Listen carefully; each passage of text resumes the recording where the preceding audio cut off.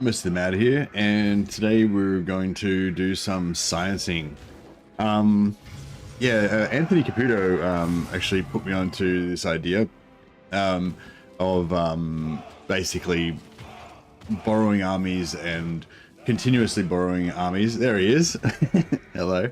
Put me onto this idea of continuously borrowing armies and leveling them up yourself to make them to get the characters over level 20 so they can be immortal, so you can then steal those characters, you know, of other races into your army. So you could, you know, borrow an army from the dwarfs. They might have a hero in their army that's level 10. You borrow that army, use it for 10 turns, level it up a few levels, then once you've finished that 10 turns, borrow the same army again, continue leveling up the character until you get the character up to level 20, and then you borrow, and then you steal the hero into your faction, so you can have dwarf heroes, you know, etc. So I feel like this is a very long sort of thing that would take a long time, so it's probably not the best for streaming, but I don't know, it's Anthony correctly identified that it's the sort of thing that would very much fascinate me, and I am fascinated by the idea. I think it's probably not going to be the best for streaming, but I thought you guys might be interested in me investigating it anyway, so I thought I'd give it a try. Anthony said, I was thinking of trying it with Tomb Kings, offset their army limit by borrowing a ton of armies. What I was looking for just now was to see which factions have the best allegiance points.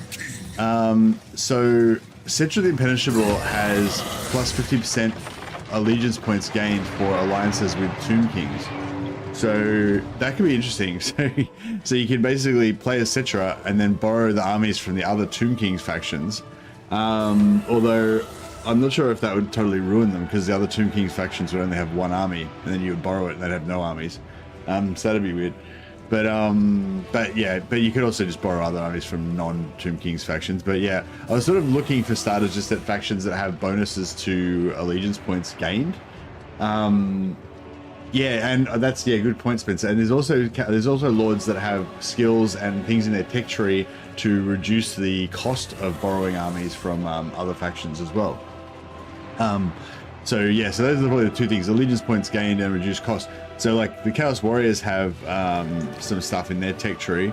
I know. I'm not sure if a lot of factions have it, but I know that Chaos Warriors have stuff at least for borrowing from other Chaos Warriors and Norscan tribes. Seeing if any of these guys have allegiance point gained. The attentions. It matters not from whence the blood flows. Yeah, it's hard to know if they might have in their skill trees.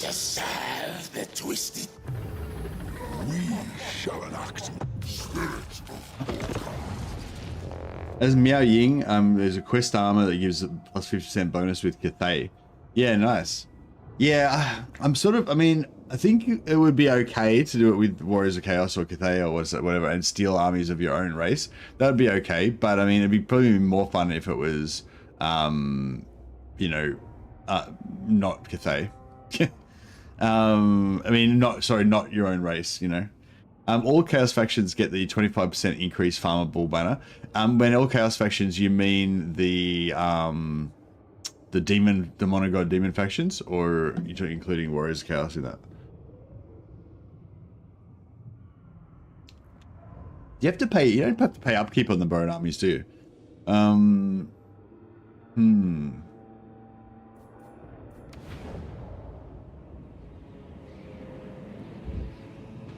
So Archeon doesn't have any faction mechanic. Like, he doesn't have a faction ability that gives him extra allegiance points or anything.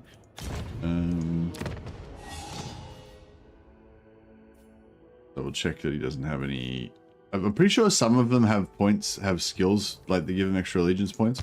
But they do have a tech, or maybe a few techs. So 25% extra allegiance points for alliances and vassalage with Skaven, Beastmen, and Norska.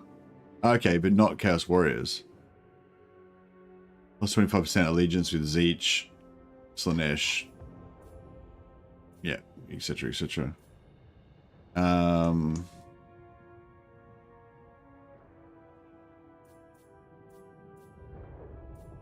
I thought there was a reduction in borrow army, but it might be a different one. So yeah, if what Anthony was talking about just there as well is if you go into specifics ultimate ancillary guide, which I will do now. You can look up like every single follower in the game and how to get them. So you just look up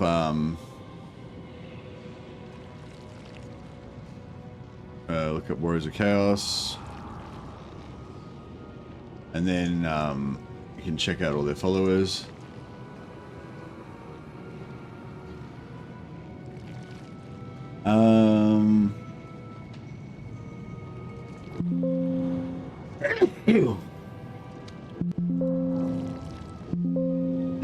No, so Warriors of Chaos don't have the banner, right?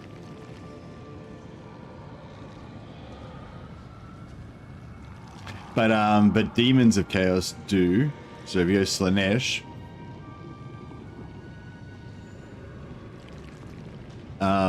yeah, Paramore, allegiance points gained plus 25% faction wide.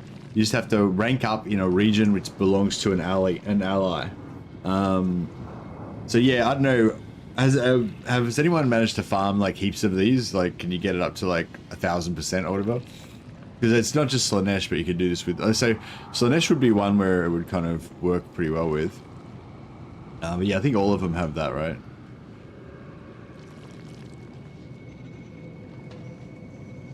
They've got a different name. Yeah, Agitator, allegiance points gained. I think Kislev gets that as well. I'm pretty sure Kislev gets it as well.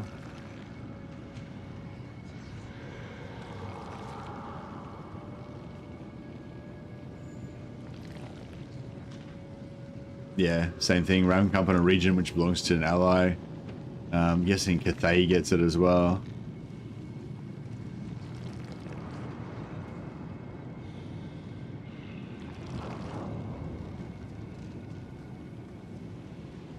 Yeah, same thing. Yeah, it's just all of the game 3 factions get it. Each also has an ancillary that gives them more allegiance points. Yeah, all of the game 3 factions have it, I think. Cathay and the Monogot factions. Where's Legions of Demons of Chaos? Probably get it as well. Yeah, allegiance points. Yeah, there you go. But yeah, I think all of the Warhammer 2 factions don't get it, I thought. Yeah, High Elves don't get it. Chaos Dwarfs? No, Chaos Dwarfs don't get it. What about Ogres?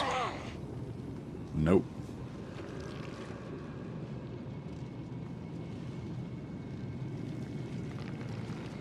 If you want any faction... If you want any faction... Army borrowing, Changeling may be the best bet. Why? What's good about Changeling? But you could farm these ancillaries. So yeah, so basically any of the game 3 factions except for Demons of Chaos and Ogres and Chaos Dwarfs, they can all farm that that follower that gives you plus 25% allegiance points gained. So that might be one of the best. That might be one of the best things you can get.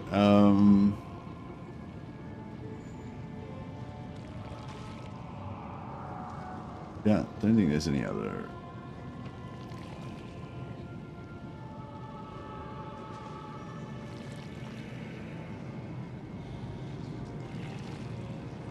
Just do a quick check. I'm pretty sure none of the others are going to have any followers to give you allegiance points, because they didn't really think of that whole idea until Warhammer 3. Yeah, no, not Warriors of Chaos, yeah.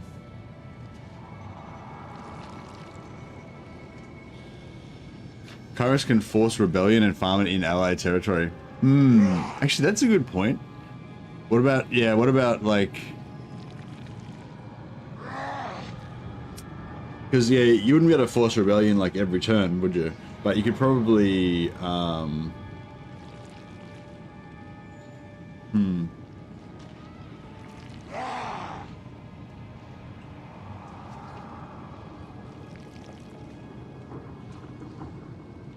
like to use disciple armies to farm the gates with Nikari. I thought it worked really well.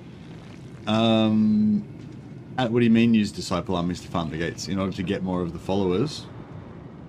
Or what? What do the disciple armies do? Just to farm for items.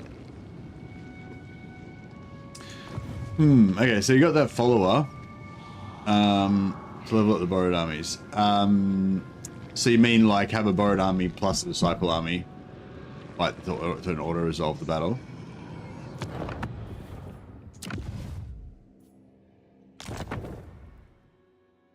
Yep.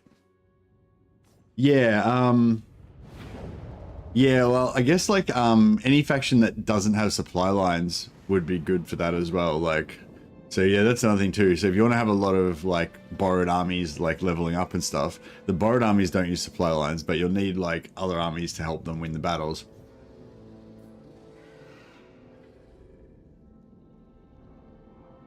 Kairos can reduce Force Rebellion down to 2 turns cooldown. Okay, and you can keep enough Grimoires coming in to be able to pretty easily just pump out rebellions every 2 turns.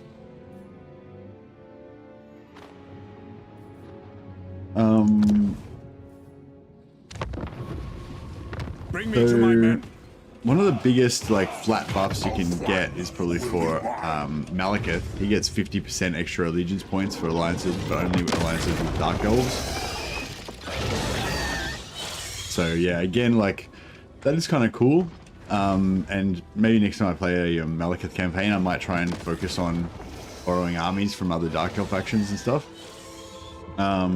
But yeah, again, it's not that exciting stealing heroes and lords from other Dark Elf factions when you're already playing Dark Elves.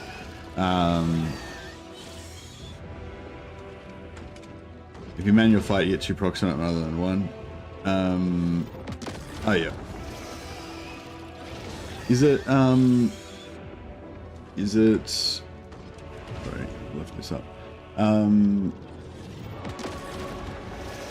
Is it,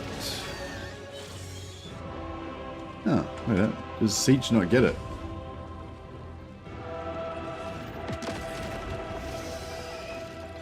Oh, there it is. Rank up in region which belongs to your military ally. Oh, okay, yeah, nah, so you don't need...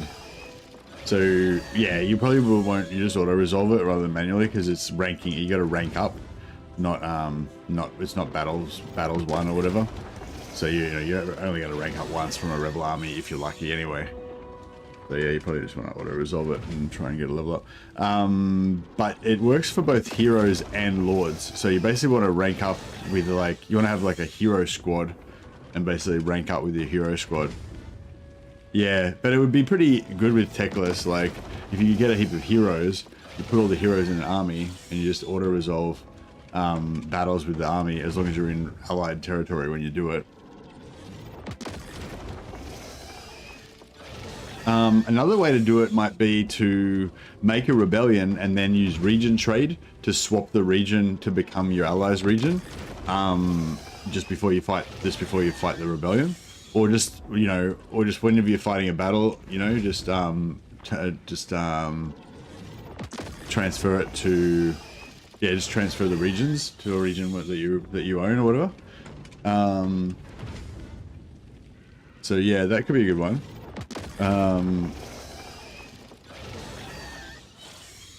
So if I just look up Zeech for a second.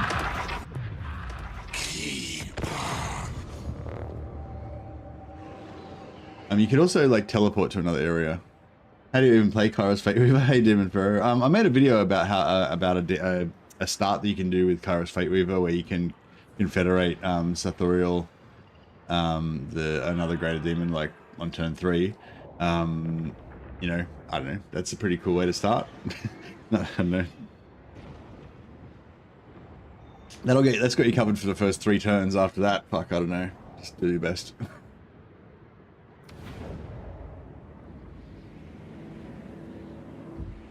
Yeah, people are still making it work.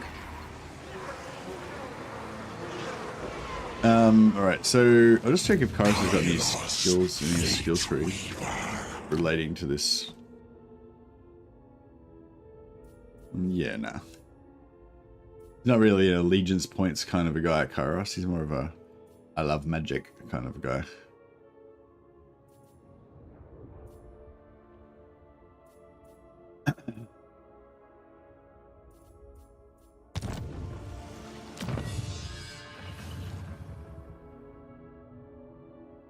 I think Kairos, yeah, it doesn't look like Kairos has got any allegiance points quests or anything.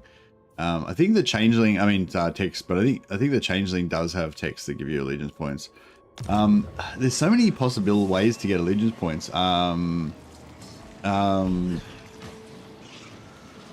Yeah, the changeling definitely does. Yeah. You can't do region swapping for the changeling, can you? Oh, maybe you can.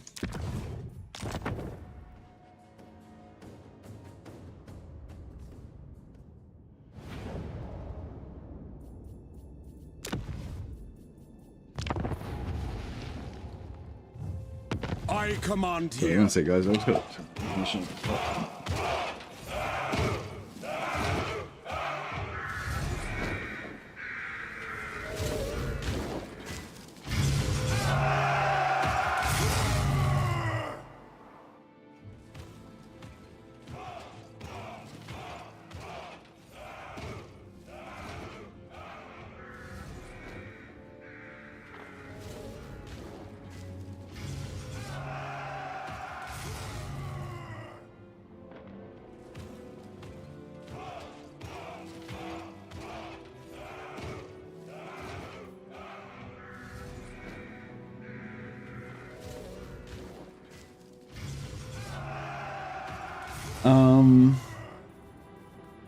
So yeah, so you could go to the changeling. He doesn't have any base allegiance points bonuses, but I'm pretty sure he's got skills that give you allegiance point bonuses, and he's also got a tech that gives you allegiance point bonuses as well, I think.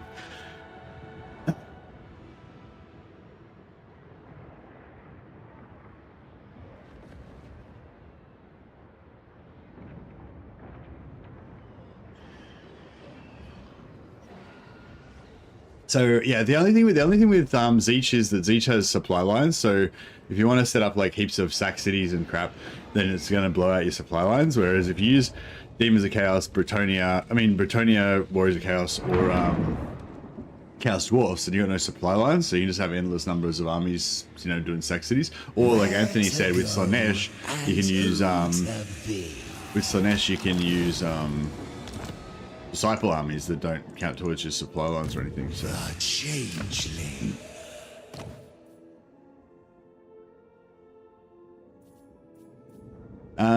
yeah, request army cost minus 50%, allegiance points gained plus 50%. So we got both, you got both increased army cost, both increased allegiance points gained and reduced army cost. So the reduced army cost by 50% basically means you're getting double the amount of allegiance points automatically, and so 200%. And then, oh no, yeah, so you're getting 50% more, so you're getting 150%, but then you're essentially getting double because the request army cost is half, so you're getting 300%. So yeah, so changeling straight out of the box, it's like 300% allegiance point gain.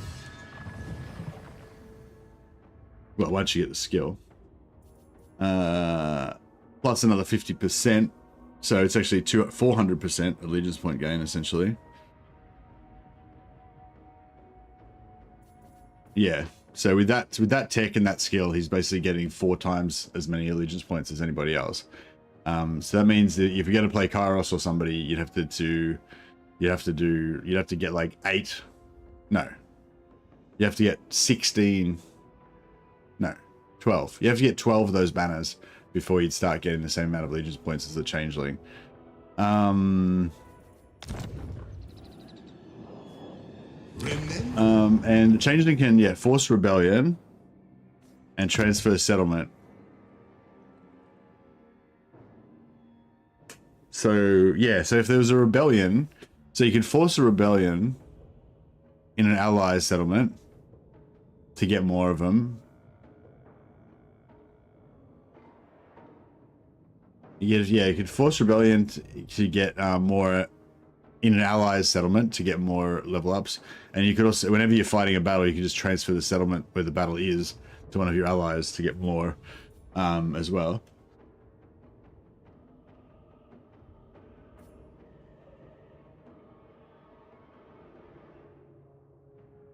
I'm not sure, Paradox, yeah. Make your own heroes. Always. But yeah, I think they were not immortal though, I don't think anyway, so yeah.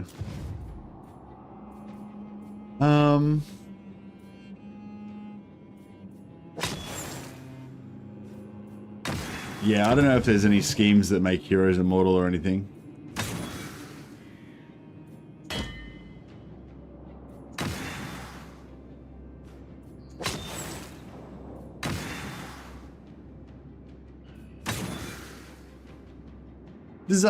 Does the changeling have supply lines? I suppose he does.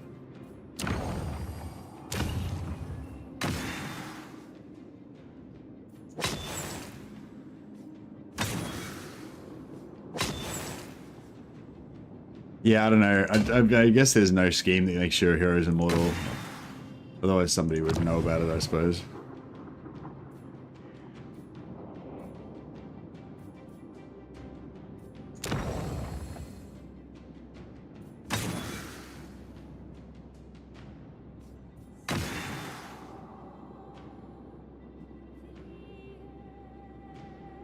Yeah, so Warriors of Chaos can get immortality for their characters. Is it for 10 turns or for 5 turns? But yeah, I think, yeah, maybe it is for 10 turns. But yeah, I found it is unreliable, and it's also like sometimes like it's not enough time, you know, to like get the army killed and stuff.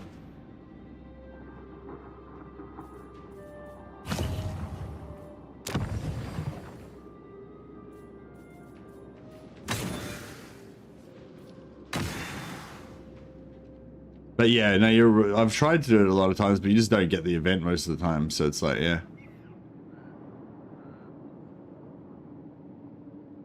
Yeah, Yuan Bo can make characters immortal, yeah. So yeah, so Yuan Bo is definitely the king of hero stealing, because he doesn't have to fuck around with any of this leveling them up to make them immortal. He can just make them immortal with the compass. But yeah, but it was more like, so you basically, if you want to steal armies, if you want to borrow armies and steal heroes, basically Yuan Bo and Norska are the two best ones, right? Because they can just make all characters immortal and steal them. So what I'm trying to figure out today is like good factions where you don't have that, but you can just level up the characters yourself. But you're like kind of constantly generating allegiance points to be able to keep borrowing them and stuff. Administrator of the Celestial. Yeah, does he have stone and steel? Does he have a stone and steel thing that lets him steal armies? So yeah, I made a video a while ago about Yuan Bo's hero stealing capabilities. If you're willing to get the compass and get the immortality for the heroes, then Yuan Bo is definitely the best for stealing heroes. And you can have like heroes of all different races mixed up in your armies and stuff. Pretty cool.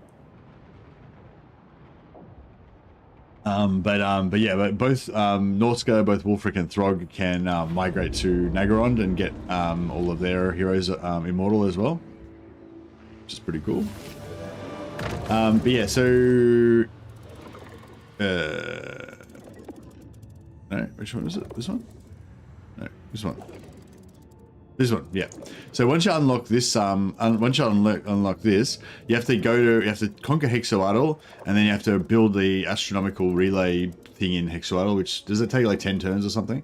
And then once you do that, then you can steal. Then all characters become immortal. So you can any army that you borrow, you can just automatically steal the heroes out of it. Additionally to that, he starts off right next to Marcus Wolfheart, who already has 4 immortal heroes right at the start of the game. So you can steal 4 heroes from Marcus Wolfheart even before you even get to Hexoatl. And then additionally to that, has he got something that you can just steal armies without having allegiance points? There, target army is loaned to you.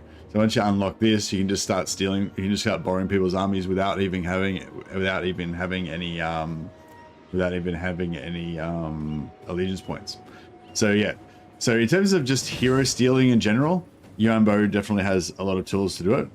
But yeah, I was sort of thinking more if you're not playing Yuan Bo or you're not playing Norska. Oh, well, even if you are playing Norska, I suppose. But yeah, not if you're playing Yuan Bo, because Yuan Bo doesn't need allegiance points. But yeah, good call on that. Yeah, Yuan Bo definitely is good for stealing heroes. But yeah, I was thinking more for one that like can get, you know, more the one that's not the Yuan Bo that actually does need allegiance points.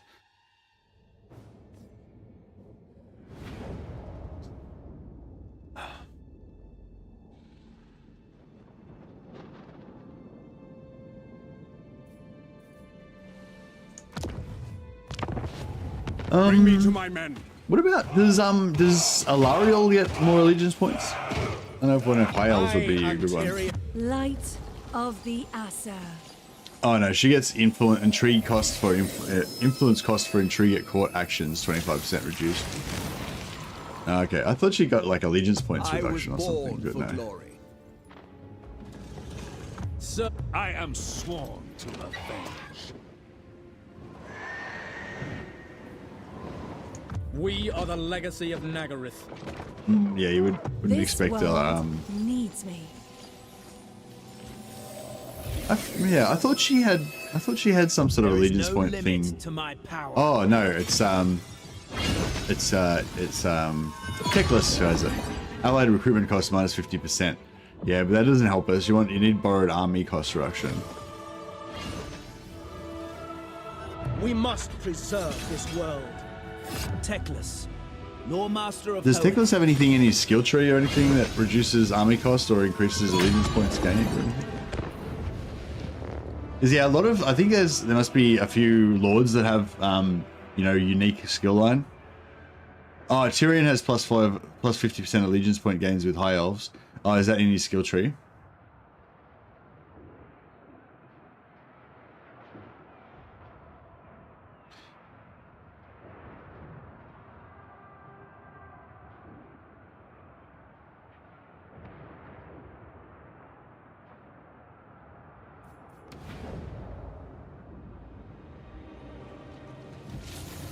Techless, High Lawmaster.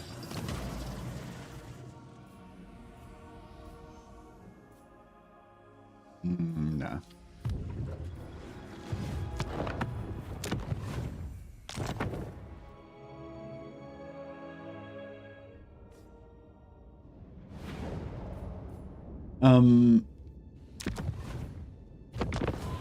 I command here. I am Tyrion. We must preserve this world. Does he have does he have minus plus 50% allegiance gained in his skill tree or something? But yeah, so yeah, well anyway, that would be, I guess that's cool, but borrow armies. Yeah, I think borrowing armies is like a pretty underused thing. Via his helm set, via his item set. Oh, okay, cool.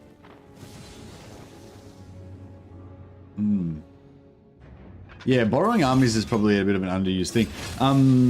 And like, also like leveling up characters for your allies as well. Like if you wanted to make a, if you wanted to have like a strong ally, then another thing you could do is like you can borrow their armies to weaken them, to make them easier for you to confederate them and stuff. But you could also, you know, borrow their army, use it and keep it healthy, and use it in concert with your own armies to make them stronger and stuff, and heal their characters and everything, and then just level up their characters for them, and then just not steal them, like just give them back to them, so they have like a more immortal lords. Because if you can get your ally to have a couple of immortal lords, that means their immortal lords will keep leveling up and they won't keep dying all the time. Borrow armies is so good with Tomb Kings, it allows you to go over your limit. Yeah, I was thinking about doing it with Arcan, the black, actually. So, like I was saying before, like it'd be good if you could have like multiple, multiple armies without having supply lines. But with Tomb Kings even better because they don't have supply lines because they don't have army cost.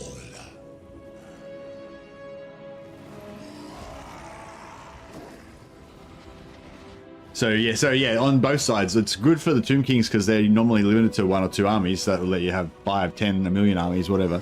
But it's also good on the other side for the actual, you know, leveling up of the lords because it doesn't cost you anything. Cetra has 50% gain with other Tomb Kings. Yeah. We don't really want to steal other Tomb Kings armies though, I don't think, because that would just fuck them up. Like, because you just steal their... Oh, actually, no, you wouldn't be able to steal their armies because they only have 1 army. So you'd have to wait till like turn 15 or whatever when they got their second army and then steal their second army. So that'd be kind of crap. Arcan has plus 50% allegiance points with vampires. Your servant calls.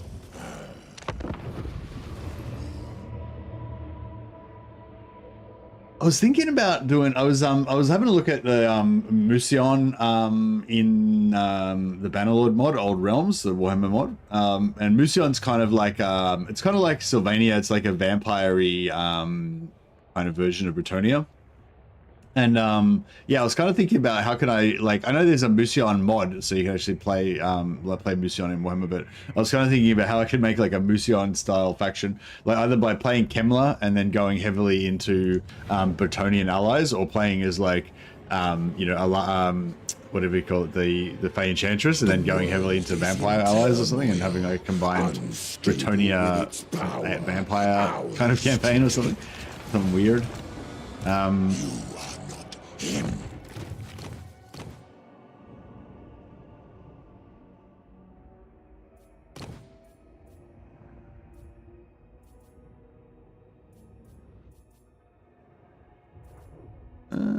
Where's the skill that gives him extra allegiance points with vampire counts?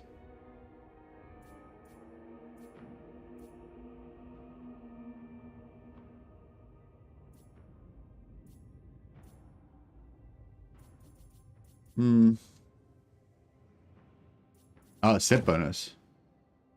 Oh, allegiance points plus 50% for alliances with vampire counts. Okay, that's pretty cool.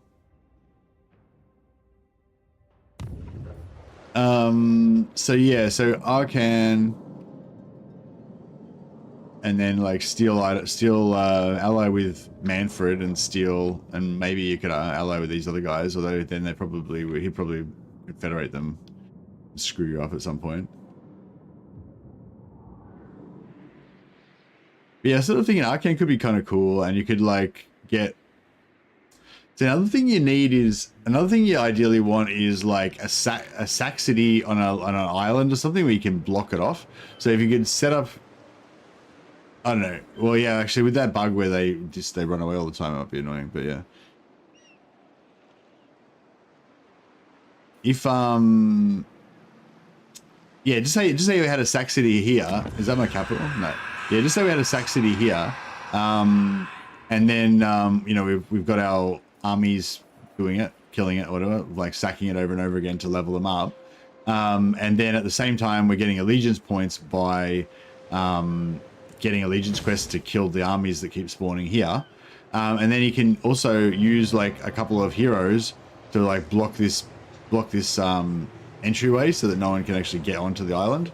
And then, but it'll sort of probably end up stuffing up your allies because they'll start sending armies over and they'll get stuck here and shit. But yeah, that's the only problem with like, yeah, kind of problem with farming with sack cities is that your allies come and try and kill the sack city. But yeah, Arcan could be a good option as well.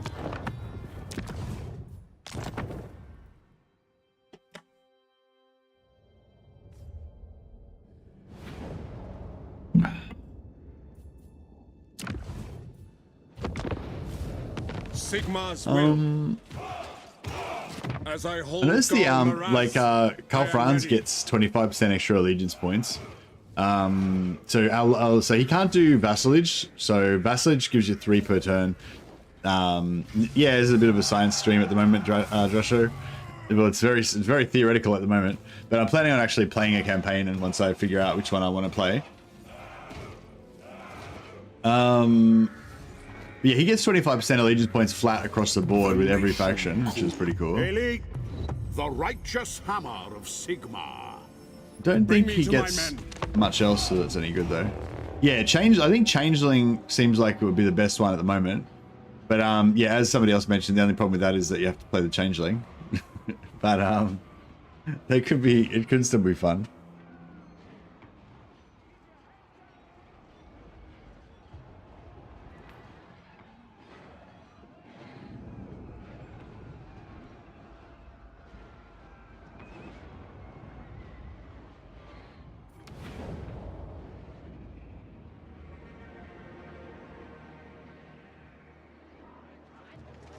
Yeah, so I command is it a fear. Lord skill or a No, it's not a Lord skill. So he's got a faction trait that gives him 25% allegiance points, extra allegiance points with everybody, for all races.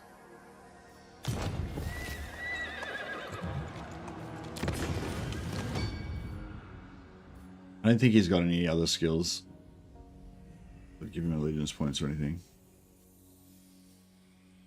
Nope.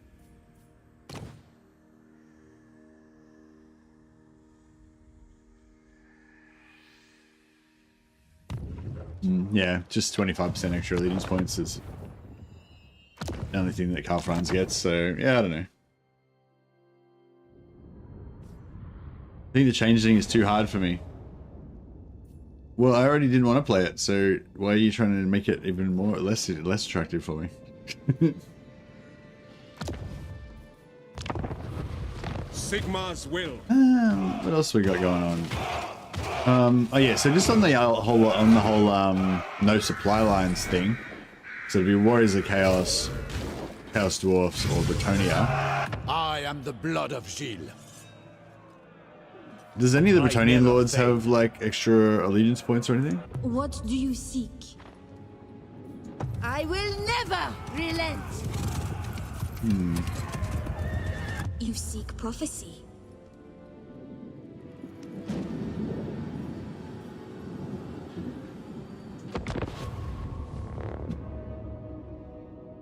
Would Slanesh have any? Yeah, I think Slanesh is pretty good for it. Slanesh is pretty good for it as well, but because like Anthony Caputo was saying, if you want to set up sack cities, you can use disciple armies. Once you get to about turn 30, turn 20, something like that, you get basically unlimited gifts, and then you can just get like crap loads of allegiance points. I mean, yeah, crap loads of disciples. Pretty sure Bretonia has no points. Yeah, I'm guessing they're not going to have anything.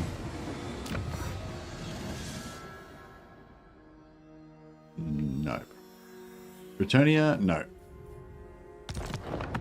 I know, I just had that idea of playing like Bretonia allied with vampires or vice versa. I think it would be more, it'd probably be more Musioni if we played as, yeah, Kemmler. Play as Kemmler and vassalize. Play as Kemmler, Confederate Red Duke, and vassalize all the other Bretonian factions, and play as like Musion. I feel like Lewin does, but only with other Bretonians. Yeah, I think next time I play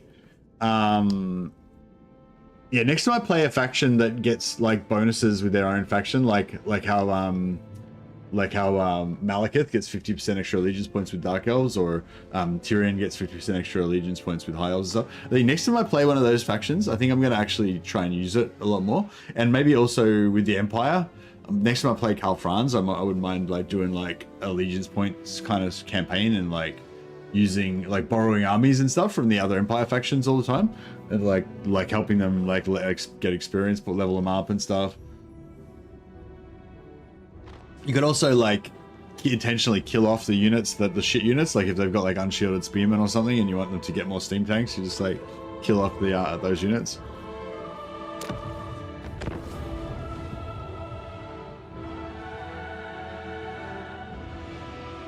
Sigma's will.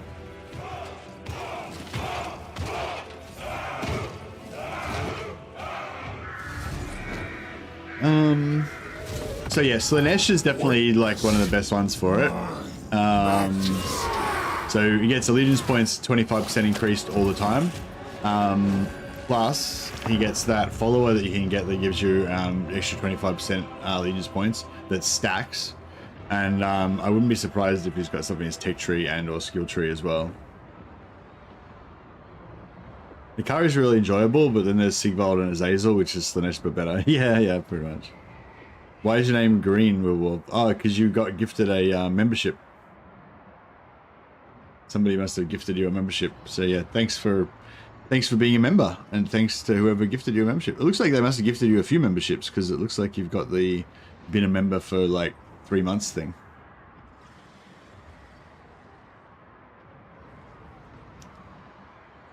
Oh, Anthony will not stand for Nakari shit talking. Nakari, the problem with Nakari is just that you have to play this giant wibble fucking demon that looks like all googly and shit. I like I just this monstrosity here is my problem with Slanesh. I love the mortal lords, but I just hate actual Nakari's model. Looks like gross and silly. Diplomatic relations? No, that's not what we want.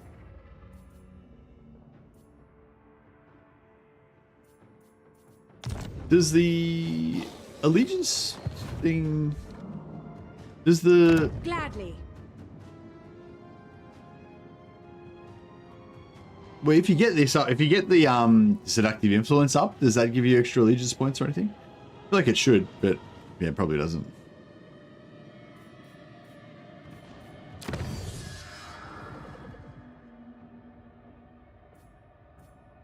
No allegiance points in the tech tree. No, but you know, but he does have the advantage of being able to get essentially unlimited allegiance points eventually by banking up those plus 25% followers.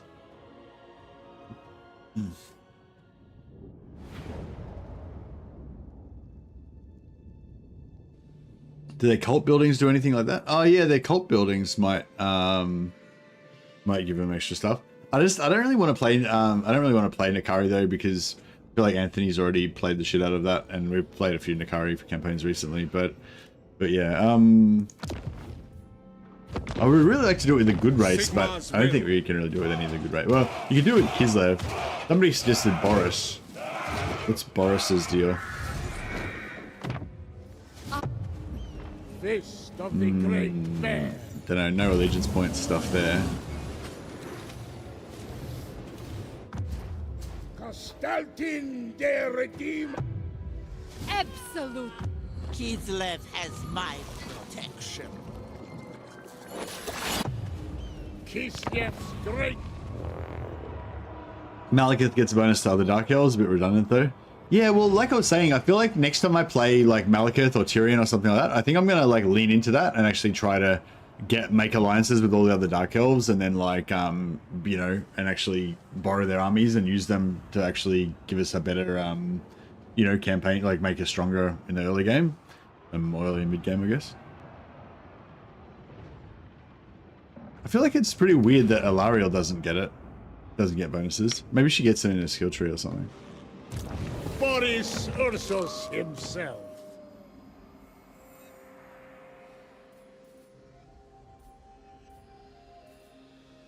Yeah, I thought he might have something for like unifying Kislev or some shit, but no. It's mainly just all anti-chaos stuff.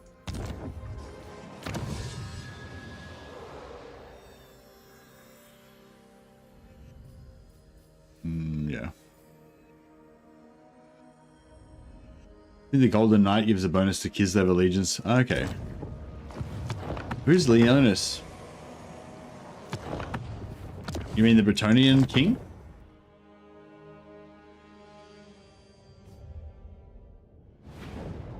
I hate Kislev, now they suck on legendary.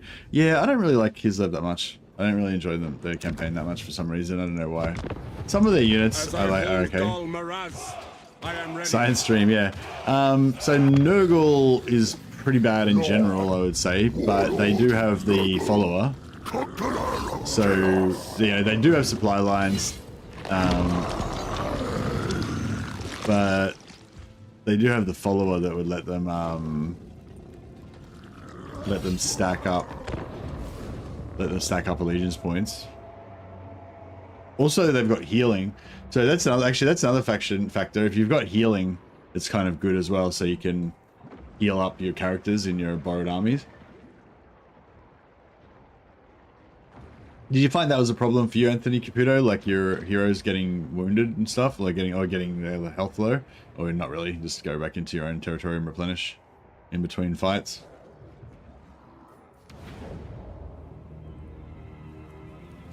From the Father.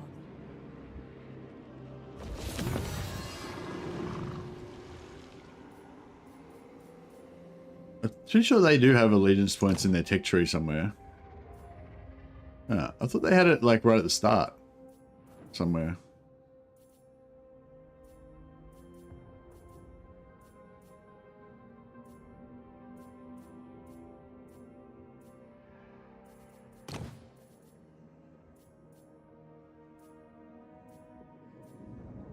Oh, diplomatic relations, no allegiance points. Yeah, that's shit. Diplomatic relations is shit.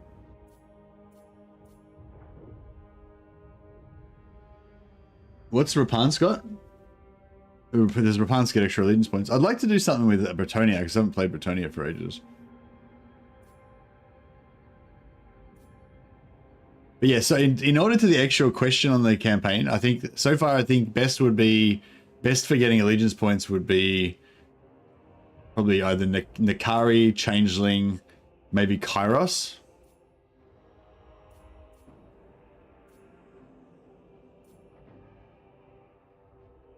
Oh yeah, and we've got cults as well. We forgot about the cults. Oh, you can't actually drop a cultist with this.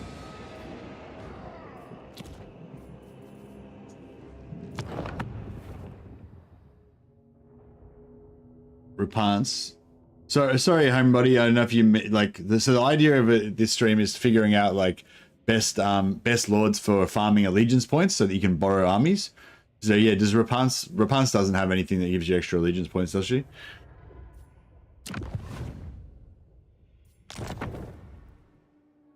Gonna be a chaos faction. Yeah, well, yeah. See, like the only not like the Empire, like Karl Franz gets 25% extra allegiance points with every faction, which is pretty cool. So like Malekith gets 50% with Dark Elves, Tyrion gets 50% with High Elves, but Karl gets 25% with everybody. So that's kind of cool. Yeah, and also he's close to... It's Kairos, you think? Yeah, Kairos or Changeling maybe. But also Karl Franz is close to like Belegar, so he can steal Ghost Heroes. Although Elspeth's even closer.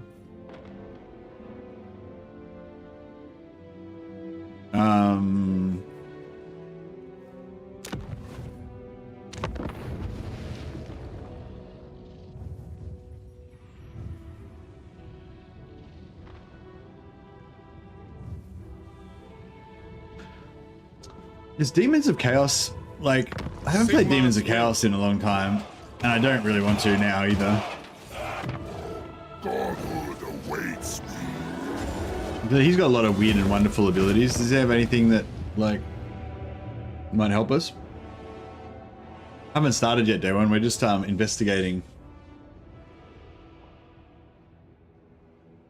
Maybe I should put up a poll thing here. Start Q&A. No, maybe I should ping. Which faction can farm allegiance points fastest for borrowing armies, stealing heroes? So yeah, I'll just pin this question here so if anyone's joining late, we'll kind of instantly know what we're talking about. Hopefully.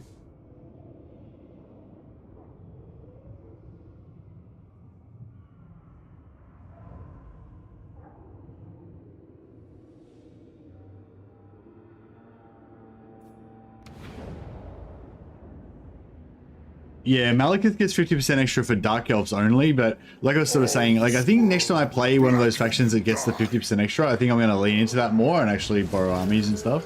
But in terms of stealing heroes, like stealing heroes of your own faction is not that exciting. Oh, he doesn't have a tech tree, does he? Fuck. He has this shit and you can't even search it. Fuck, well, I'm not going to scroll through everything in this fucking list. Does anyone actually play Demons of Chaos? Do you know if there's anything in here that gives you extra allegiance points? Every soul will be sacrificed. Fuck, I hate this faction. I hate it so much. How do, like, what? So I can, what the fuck is going on here? So I can search the gifts that I've actually got. But I can't search the gifts that I could get. Fuck, who designed this? What the fuck? There could be gold in these gifts, but no one will ever know because there's too many to bother looking through, yeah. Nobody plays this faction, yeah, I know. I almost did, but I just couldn't be bothered. Power. I couldn't be bothered looking at it to even know whether it was worth playing. I don't think there's going to be anything. Now, they do have the follower that you could get that gives you allegiance points, but yeah. Oh, you love this faction? Hey, Lehel, do you know if he's got anything that gives you allegiance point, extra allegiance points or anything? Oh, with a mod, yeah, no, that's right. We're just going to be playing vanilla today.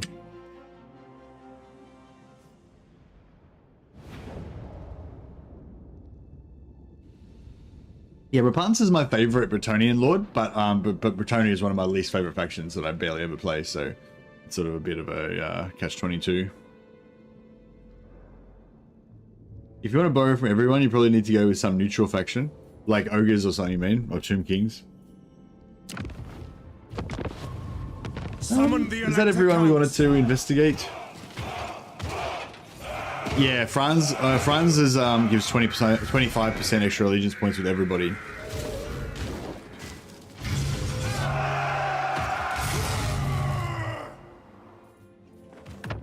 Any of the vampire accounts get allegiance points or anything?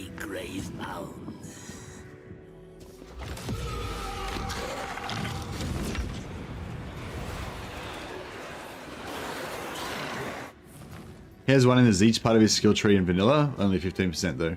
Oh, okay, that's still something. Thanks, Dale. So yeah, so Demon Prince apparently has 15% extra allegiance points that he can get through Zeech.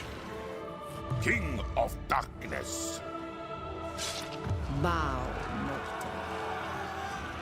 My puppet stars. Come, impress me. All shall know me and Spread the rot. I feel like Kemler gets some stuff for chaos, but I think it's just like more like diplomacy. Wasn't Yuan Bo really good at that? No, Yuan Bo doesn't even need allegiance points. So Yuan Bo is really good at stealing heroes because he can make them immortal without having to level them up. So the whole point of this is to get farm heaps of allegiance points so that you can borrow armies, level up heroes that aren't immortal to make them immortal so you can steal them. But Yuan Bo doesn't need to do any of that because Yuan Bo can just make them immortal without doing anything. Doesn't have to level them up, and then he can just borrow the armies without having to spend allegiance points anyway. So yeah, so Yuan Bo is like the king of it, followed by Norska. Because they can just make all the heroes immortal as well. So the idea of this is sort of more like not Norska, not Yuan Bo kind of thing, you know. Kemler, the Lich like Master, if we can my open up destiny is hero my stealing own. for other factions a bit more. Spread the rot. Find me, grave mound.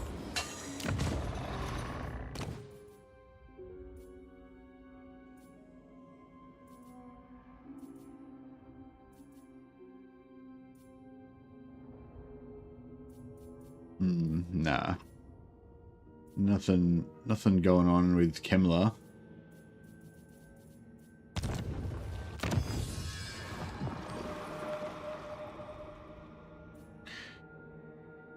Oh yeah, Nakai as well. Nakai can do it as well, yeah. So yeah, so we're investigating allegiance points 25%. That's pretty good actually for a tech tree, 25% just in general. I mean, it's not as good as any of the Chaos factions, but it's like pretty good for a non-Chaos faction. That's the same as what Karl Franz gets, 25% extra. But yeah, it's sort of like not really related to this stream's theory, but yeah, one other idea I had was I want to play Kemler, but I want to actually play Musion. But there's a mod that you can actually play Musion properly. But yeah, I wanted to basically play Musion, so I'll play as the Red Duke. You have to start off as Kemler first, then confederate the Red Duke, and then try and vassalize all of Bretonnia, because his vampires can vassalize, and then basically have like mortal human knights mixed in with mixed in with undead, and have a bit of a like Mission type of vibe. I reckon that'd be pretty fun. Himmler, Brett, Vassal, Mission.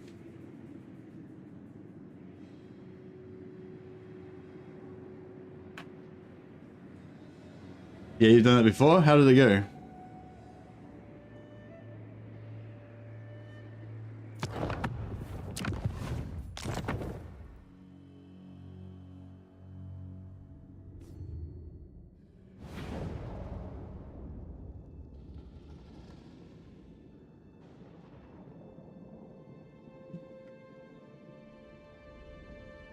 Yeah, that's what I did last campaign. I basically stabilized the whole region with Kemmler and then tried to invade Norska. But then I just realized that it was just going to be really fucking annoying and boring. Not Norska, sorry, the Chaos Wastes in the north. But I just realized it was going to be really boring and annoying trying to conquer the Chaos Wastes. So then I just it just killed my interest in the campaign. So yeah, it's a bit of a bummer with Kemmler, because when I realized Kemmler is immune to Chaos Attrition, I was like, oh, sick.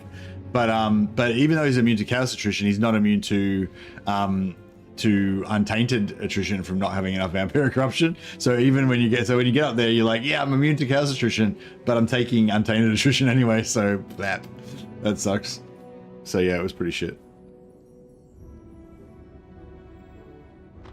If you borrow a Tomb King army, are the lords immortal right away? Yeah, probably. Yeah, that's a good call, Death Knot. So if you wanna steal lords from other factions, then yeah, you could borrow Tomb King lords because they're already immortal.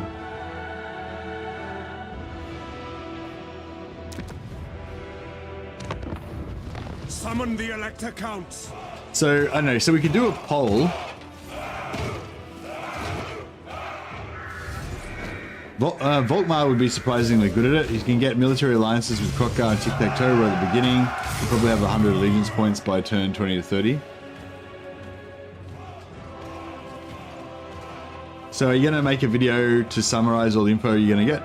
Nope, I am not, Raven.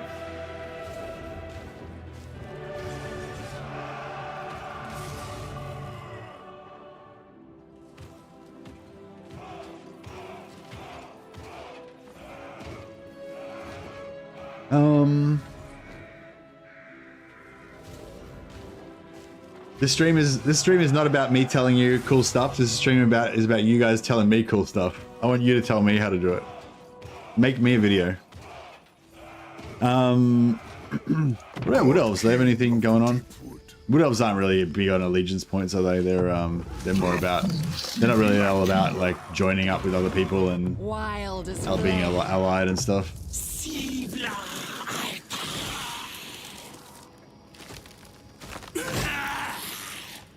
I was trying to get Alariel to bash Confederate Eltharion so that I could steal him with allegiance points. What the fuck? Why the fuck would you want to steal Eltharion with allegiance points? You can just Confederate him. Like, it's like a million times easier. I feel like you're getting to the point where you may as well just start whipping yourself, Anthony.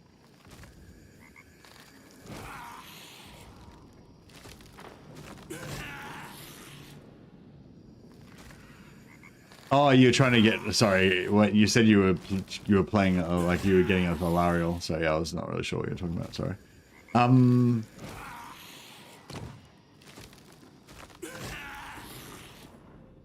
So yeah, so basically at the moment, I think it's like, Changeling number 1, Kairos number 2, or Kairos or Nakari number 2, and the other one number 3, and then it's probably like Warriors of Chaos. Oh, actually, is Chaos Dwarfs? See, yeah,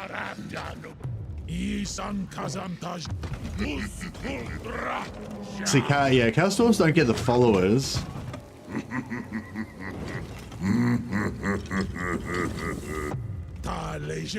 Do any of them get allegiance points in their tech tree?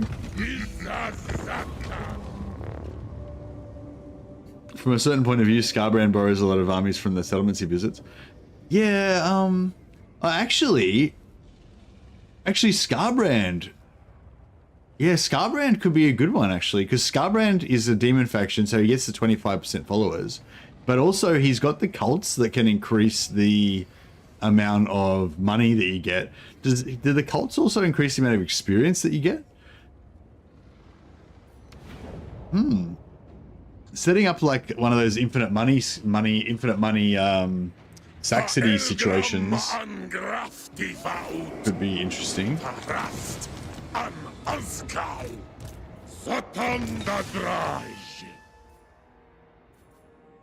Yeah, a lot of these evil factions, they're not really that into like allegiance, you know, they're not really into like hanging out with each other and being friends and shit.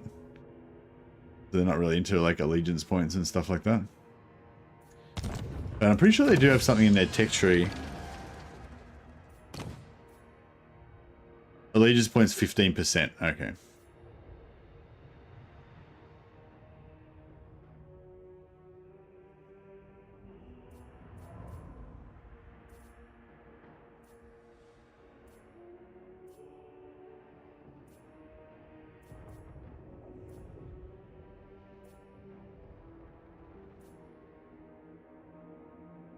Yeah, only 15%, yeah.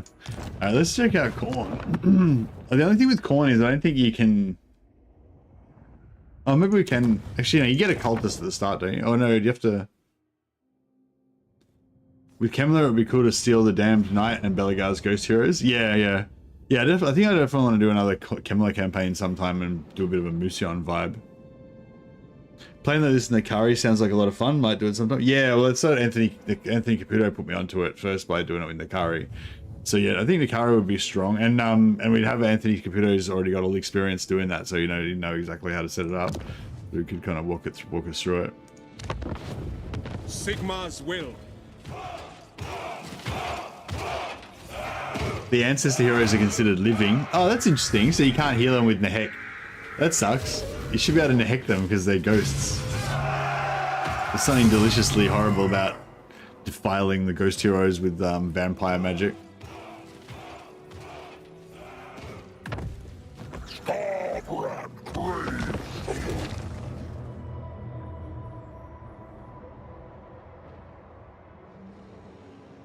I'm not sure what we're talking about with Damned Knight. Sorry, SG.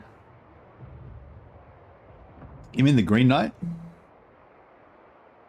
Oh, hey, Alato. So, yeah, so the Changeling gets the most raw amount of allegiance points, and possibly is good for. Yeah, the only problem with the Changeling, I reckon, is that you can't set up like. So, like with the Changeling, yeah, with the Changeling, you can't set up like. It'll be harder to set up Saxonies with the Changeling because like other factions will just come and kill your Saxonies. Like normally when you set up a Saxony, you surround it with your own territory, and then you just have like you just have a Saxony territory somewhere in the middle where it's really far away from all your allies and stuff. Whereas if you're playing as a Changeling, like all your allies are just gonna like you don't have any territory, so your allies are just gonna march over your to land and just kill your Saxonies.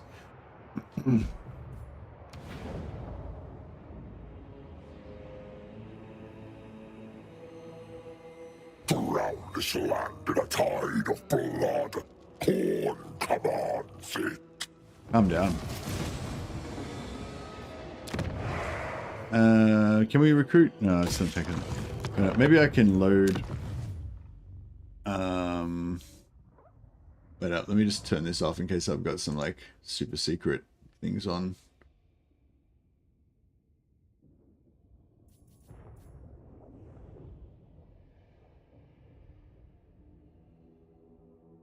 Sorry, I'm just going to load a super old corn save that's probably from like about 10 patches ago, so hopefully it doesn't like crash the game or anything.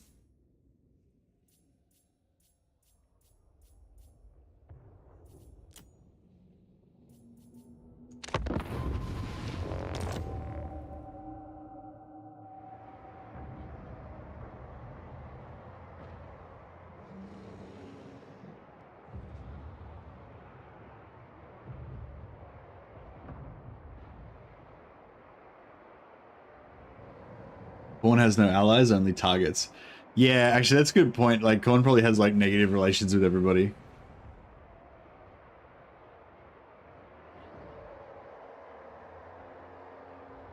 think the changeling probably now. Well, I don't know if the changeling is the best for it, because like we were saying, like the changeling has the most sheer bonuses to allegiance points. But imagine trying to set up a sack city with the changeling. You wouldn't be able to own any territory around it. So like, just say this is my sack city that I've got here, right? But like all this other territory around here would either belong to my enemies or would belong to my allies. In either case, they would fuck up my sack city by killing my armies or by killing my target. You know what I mean? So it'd be a real pain in the ass with the changeling, I reckon.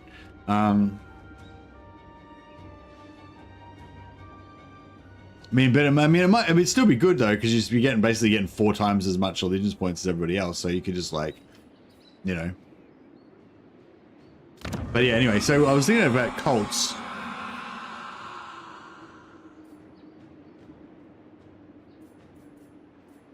So yeah, extra replenishment. Skulls, income, post-battle loot. Upkeep. Unit experience gain per turn, but that's not character experience, so that's useless. Yeah, I don't know. I was hoping that it was gonna excuse me. I was hoping that we were gonna be able to get extra experience or something. Yeah, Kairos could be good. Yeah, Kairos is changing the ways could be good. Yeah. I feel like you could do it at the Elven Islands way in the Southern Ocean. Well, the thing is, you need your allies to give you ally quests to attack the sack city to be able to farm the allegiance points. So yeah. Are the buildings of the greater cult different? The ones you can build with it? Yeah, they are. Yeah.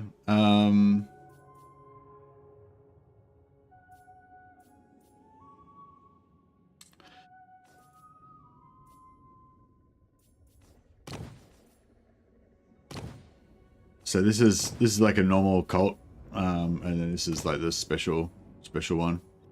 Just have like this building that you can build. But yeah, no, I don't know.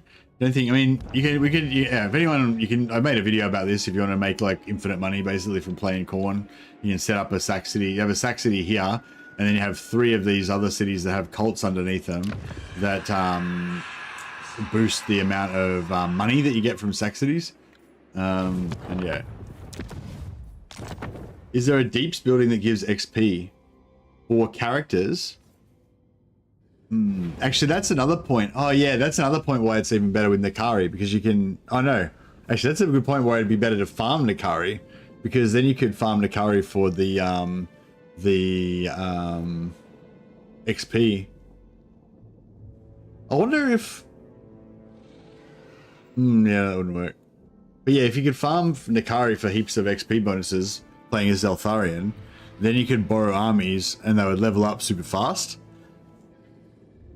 So if you could get... Yeah, it would take a while to farm Nakari though.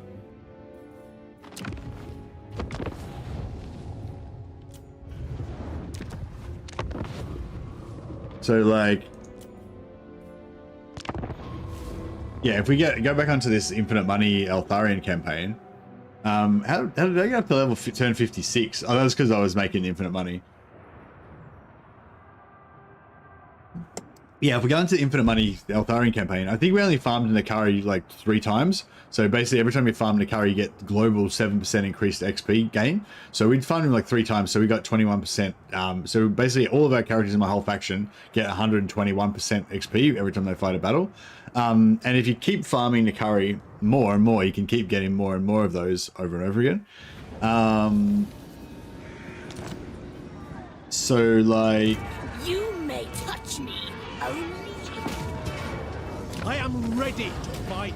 So basically we start killing all of these Take what you have. dudes. Just have to make sure that no one comes and kills our... Defender of the Phoenix Throne.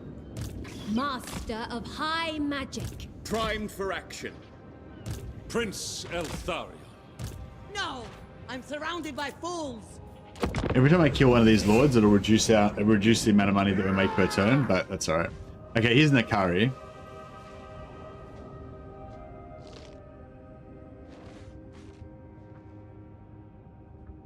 so basically, if you kill Nakari and then manually fight it, so that you can capture him with the cage, then you can release him and he'll come back next turn, and then we can do it again and then release him and he'll come back next turn and do it again and release him, come back next turn, keep doing it over and over again. So you can just in like 10 turns we could get 10 of them, say, so it'd be plus 70% XP gain.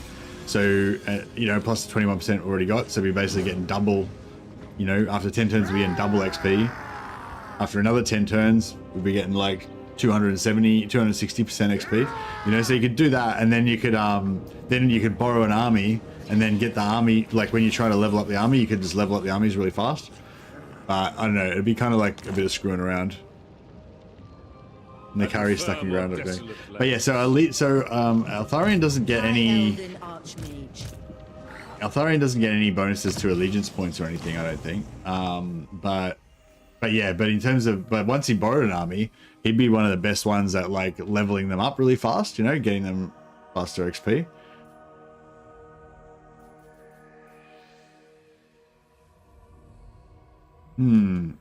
Actually, that's another point as well. Like, I think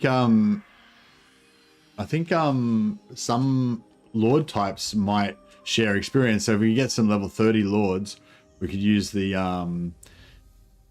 share 50% of their experience with other active lords, with all of the active lords. So that means that we could, like, you know, use that to help level up our stolen armies. So yeah, so that could be interesting as well.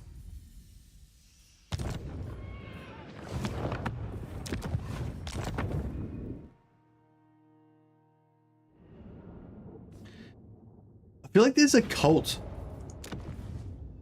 I feel like there's a cult with sorry, let me just turn off. There's a cult with oh no, there's a Nurgle cult that gives you extra XP, but I'm pretty sure it's extra unit XP, so it wouldn't help us. But yeah, so at the moment I'm still thinking like Changeling, Nakari, or Kairos. Is there anyone else that was in the running or of any interest?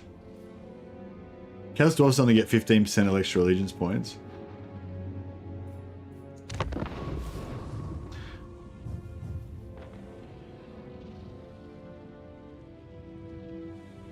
Bring me to my men.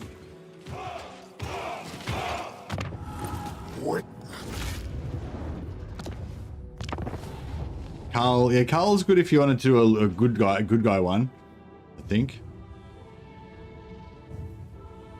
And also with Carl, you get, you can steal Belegar's heroes, and also you could do the Skaven quest and get the heroes from that.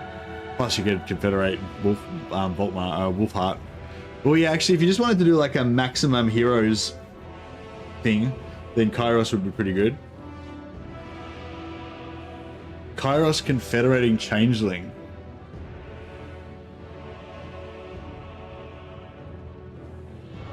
Yeah, Kairos confederating changeling would be good, because because most of the good shit is in changeling skill tree.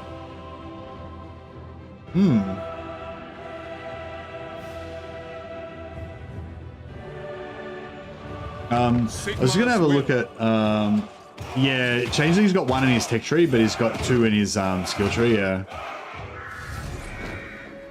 So the most value would be from the skill tree. Yeah.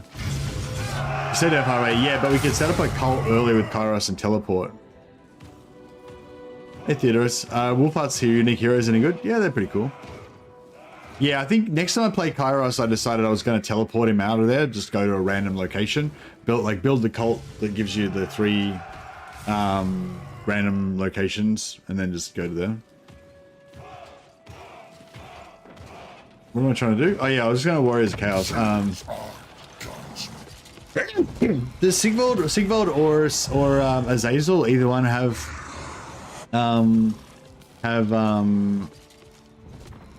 excuse me. Witness my beauty.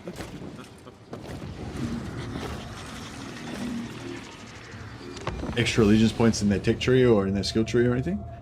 I feel like maybe Sigvald's got something for Norskins, but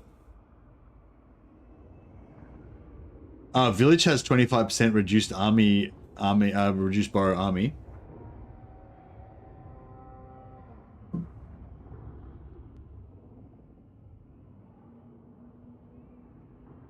Zazel has buffed to Kislev and Imperium. Oh, to allegiance points or to borrow army? I feel like Warriors of Chaos would be good because they're just so easy to play and just so chill, you know, like it'd just be like you're more likely to have a fun campaign because like having the campaign just like having the best allegiance point game, but having the campaign overall just be annoying and long and boring and shit is also a factor.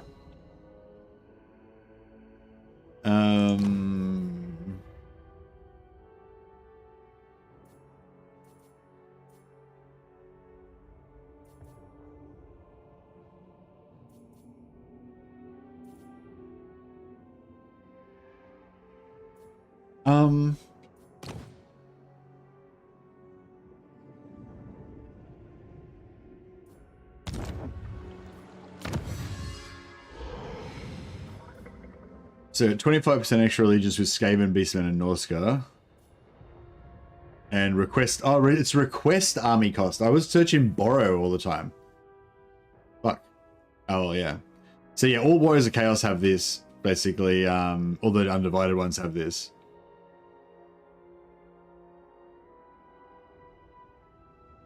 Azazel just diplomacy. Oh, okay, yeah. Yeah, I'm not too worried about diplomacy because I find it's pretty easy with region trading to get as much as you want. Allied recruitment cost, yeah. So basically 25% extra allegiance points only for those factions. It's been why isn't it not Warriors of Chaos? It's kind of annoying that it's like Beastmen, Norska, and Skaven and not Warriors of Chaos. And you can't confederate Warriors of Chaos either, so it's just like, yeah, that seems like they're just like missing from there. So yeah, basically they just got the 25% reduced army cost. That's still pretty good though. So does Village have like an additional 25%?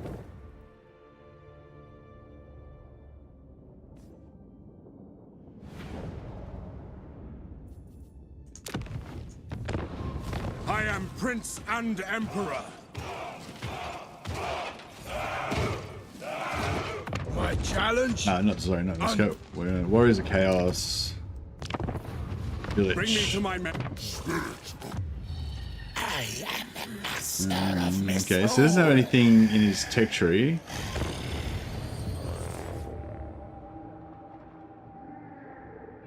Do gifts give bonus to XP or allegiance? Like Slanesh gifts. Is Village any good? Yeah, Village is really good. Village is a fun lord. I like Village. I don't really like his starting position though.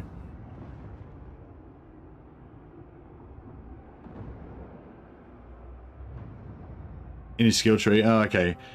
He's got a different tech tree to Sigvald, doesn't he? So he might not have the allegiance points in the tech tree.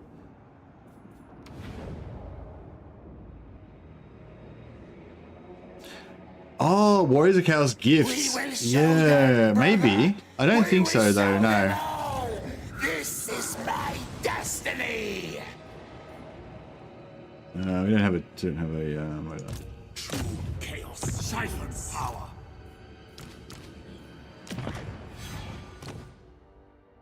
So yeah, are there any of these boons of chaos maybe that give you extra allegiance points? I don't think there are, but maybe. How do you keep Mao Ying off your back as Village? I feel like that question almost answers itself, SG. You fucking kill her, obviously. Like, how else would you? This is the game is called Total War. Like, how? Like, what?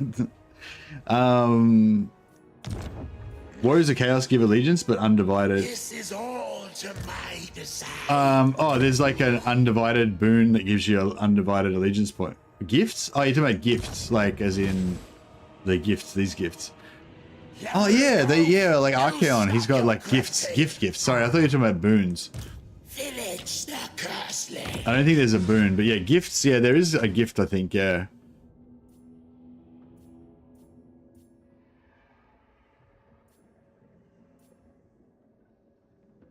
Oh yeah, request army cost 25%. That's good.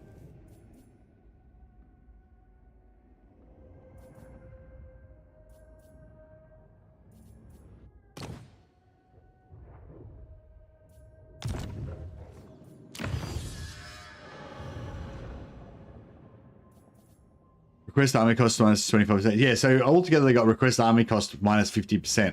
So that's essentially double allegiance points. Extra allegiance points for Beastmen, Skaven, and Norska. Extra allegiance points for Zeech. So yeah, extra allegiance points for Zeech, Norska, Beastmen, and Skaven. Oh, that's kind of cool. Yeah, so I feel like villages are kind of up there.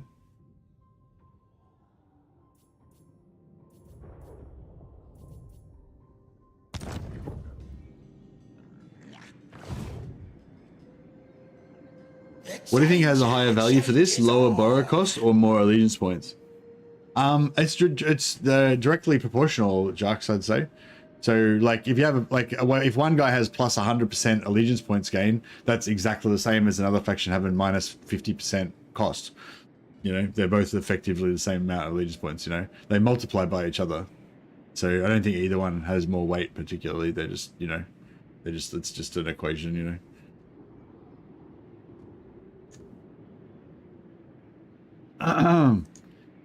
Yeah, so if we go for an undivided faction,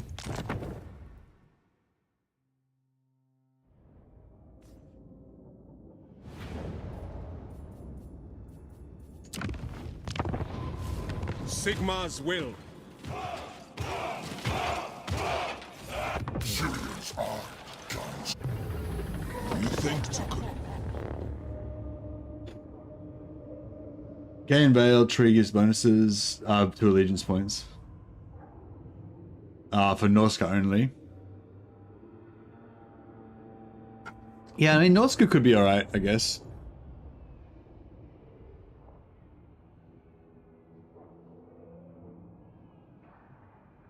He's got, well, I mean, so Changeling has the Changeling far and away has the most basic, like, but multiple layers to allegiance points and army cost reduction. But I feel like setting up sack cities with the Changeling would be a pain in the ass because you can't occupy territory. The Dark Master.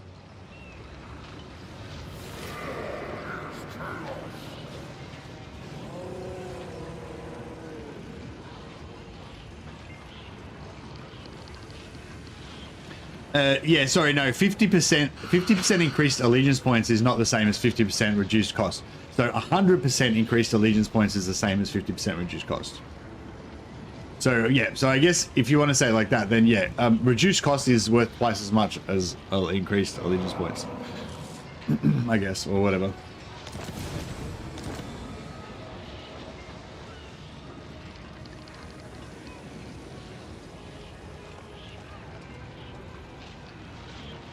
Cheaper borrow cost allows you to spend more at once since you can only have a maximum of 100 points banked up at once. Yeah, that's a good point, actually, yeah.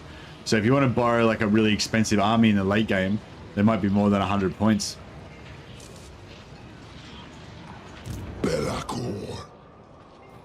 Now is my time. Destroy all. Glory awaits. Call me. I shall scar you. I feel like at this point I'm gonna have to start a new stream for the actual campaign because this like intro part's gone on for way too long. That's all right. We'll just I'll start a new stream and then we'll just convert over to that. No escape from the Dark Master. Yeah, that's the thing. Warriors of Chaos do get the eye event for immortality as well as a bit of a bonus, but Suck it. yeah, like I did that campaign where I was focusing on getting the eye as fast as possible, but I felt like it took like 20, 25 turns or something, 30 turns to really get it rolling to the point where we were gonna, like, eventually you can get it to the point where the eye is popping every 5 turns, but it takes you like 30 turns, 40 turns to get to that point. Even with Archaon, who's like the fastest. So it's like, I don't know, I feel like anything that takes like 40 turns to set up is like kind of fucked because you kind of already like burnt yourself out halfway on the campaign by then, you know? So you kind of want something that you can get doing straight away. I don't know, I mean, I still think it's cool to do that, but like next time I play Archaon, I'll probably still try and pump the gifts. But yeah, so yeah, allegiance points gained 100% for alliances with Norska. So yeah, so that's pretty cool. 100%. Plus you get the 25% reduced cost.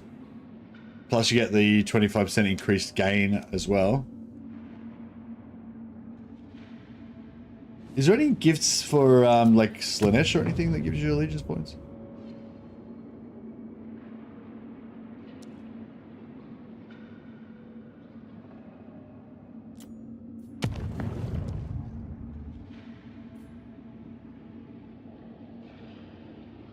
Oh, here we go. Character experience per turn, all characters, plus 100. That's kind of cool as well, so we can like get them leveled up faster. Is there undivided gift that gives XP share? Oh yes, faction leader grants 25% of experience to other lords. See, this is where it comes into like, you know, like the changeling might have the most raw amount of allegiance points and the cheapest army cost, but they've also got the shittest setup for Saxonies because they can't own territory, which I feel like is going to be a real pain in the ass. Plus it's the changeling, whereas yeah, this is good for lord stealing, but not for hero stealing. Yeah.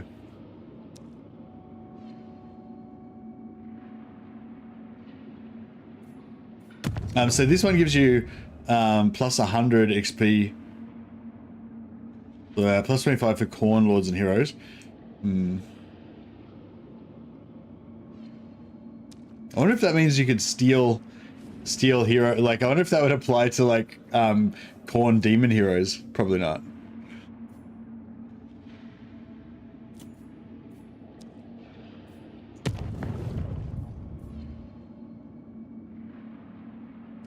Nurgle experience gain for Nurgle heroes.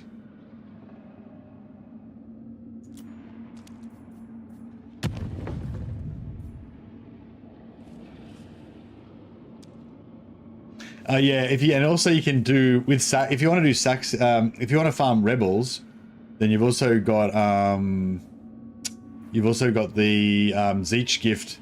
You got the Slanesh gift that gives you -10 control, and then you got the Zeech gift that gives you -10 control, so you can just farm rebellions constantly.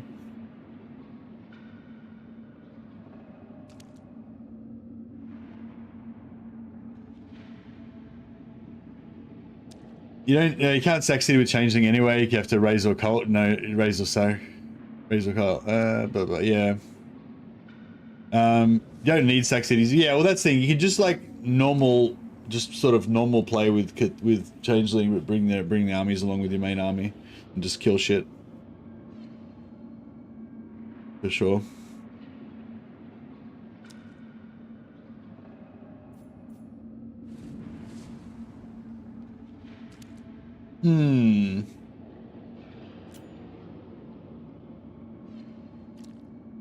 So yeah, I don't know. I feel like Warriors of Chaos has kind of got a bit of a hidden coolness factor going on.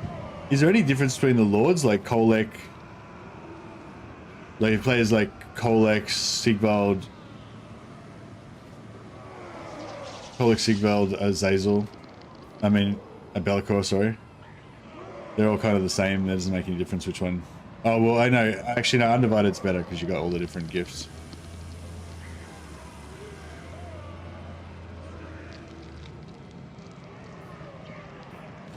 Be'lakor has more open gift slots. Yeah, true. Yeah, true. So Be'lakor would be the best out of the Chaos Warriors, maybe.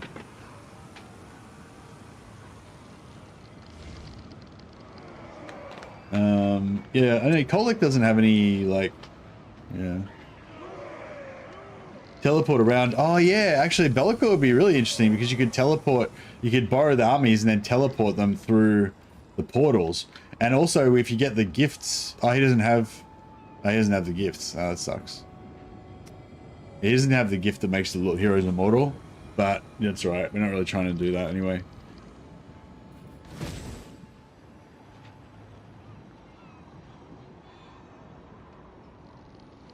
You're rolling with it on Nakai. The idea of stolen lords with lizardmen horde building is funny. Yeah, Nakai is not really counted though. It's kind of like the whole point of it is to do it on factions that's not Nakai, not Norska, and not Urambo. But yeah, the Nakai thing's its own fun thing as well. Archeon gets bonus allegiance, doesn't he? No, I don't think so. I mean, all of Warriors of Chaos get extra allegiance and reduced cost in their tech tree, but I don't think Archeon gets anything special. Bring me to my men. I'm trying to find like a good faction that would actually be good at. I mean, the only, I guess if you're gonna do a good faction, it have to be like Kislev or Cathay.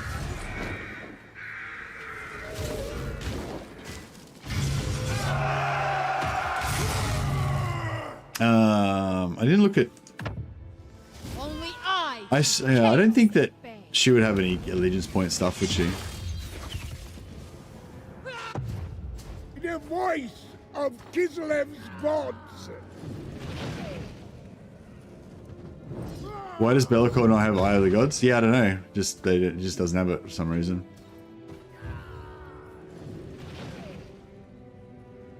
Yeah, nah, I don't think Tamarkan has anything.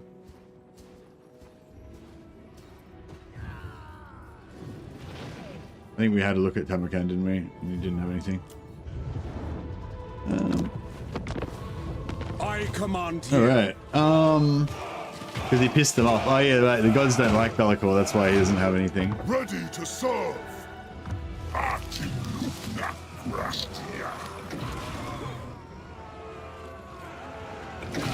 The sanctity of life. The thrill of bloodshed.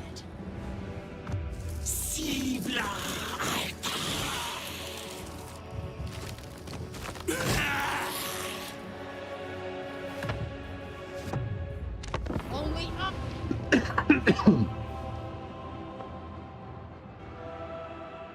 What is this Sack Cities thing? Hey MGD, it's when you when you attack a settlement and then you don't occupy it, you sack it, and then you just leave it there, and then next turn you sack it again, and then the next turn you sack it again. You just sack it over and over and over again for more magic items and experience and stuff like that.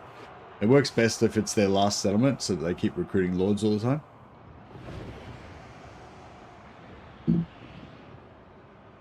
Boris has reduced cost on his item set. Oh, okay. But somebody said Boris, but they didn't explain what it was. Sarina Catherine of Kislev. Allegiance points for alliances with... it's only Kislev, though. So, yeah, it's not that great. Is the Boris one is minus 20% only for Kislev, though, right? Alright, well, I think we've fully explored this issue now, pretty much. Well, maybe not fully. There's probably a few things we missed, but...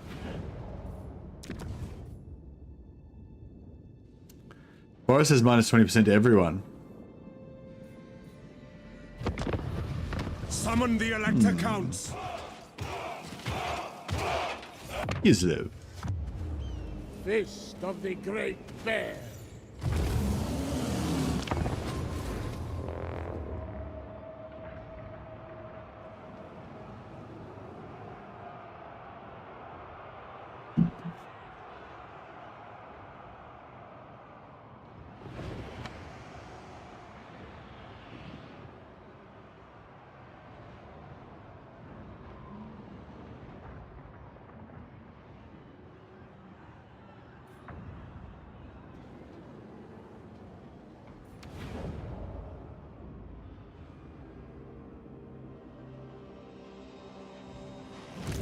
Boris Ursus himself.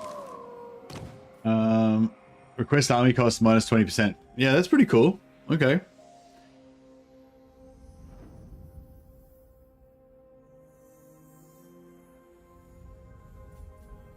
And then he can also get the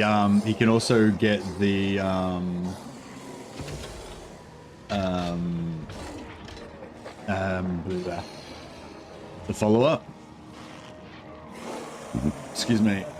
He can also get the follower that gives you extra allegiance points. Wherever it is. Where is it? Look how many followers they have. Oh, does it? Wait up.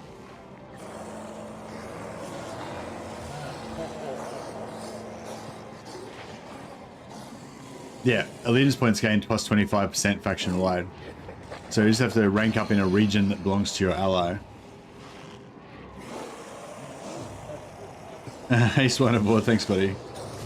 So yeah, so I mean, I think any faction that has this, any of the Warhammer 3 factions that have this, basically can do it pretty good. So I guess Boris would be the best out of the good guy factions, not including Yumbo, which is a pretty narrow category, obviously. But yeah, there's nothing in their tech tree.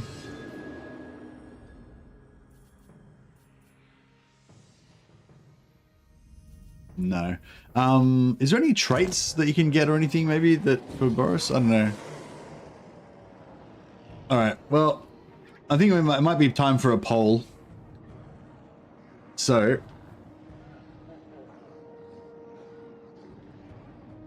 which faction should we try farming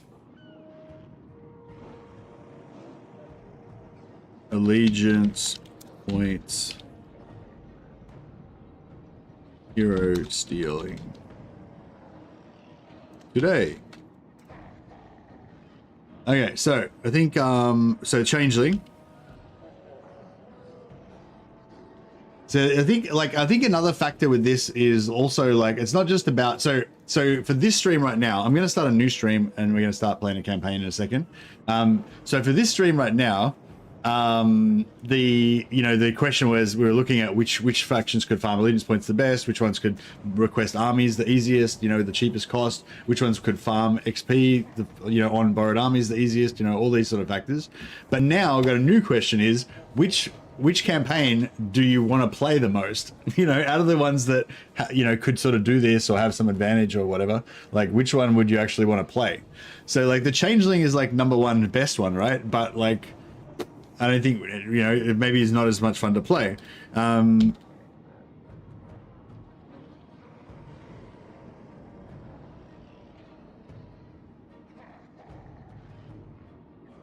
I'm just gonna put this up. So this is not the four best. Not the four best factions. This is just like 4 factions that we could potentially try and farm allegiance points on. So yeah, so if you guys want to have a vote on YouTube, so I put up Changeling, Kairos, Karl Franz, and Boris. So Karl Franz has the advantage of being Karl Franz, and he's got 25% extra allegiance points gained. Boris has is a good guy faction, so he's not the Changeling, basically. That's his main advantage. And he's got 20% reduced army cost, which is good. And he's got the ability to farm the follower that gives you 25% increased allegiance points gained. So that follower is really good because it means you can essentially get like infinite amounts of, allegiance points. Kairos has the infinite amount of allegiance points follower, but he also has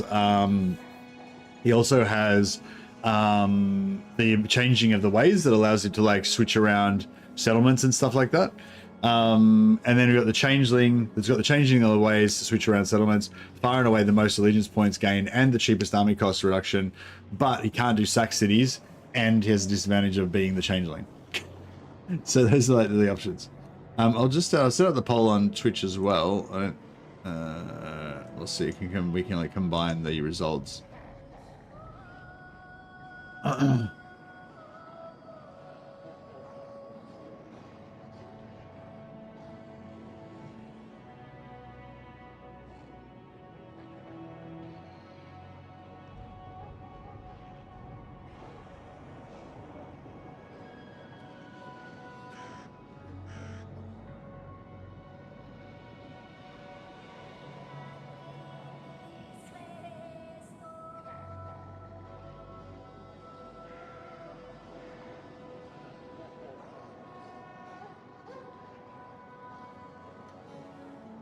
Alright, cool. I'll put it on Twitch as well.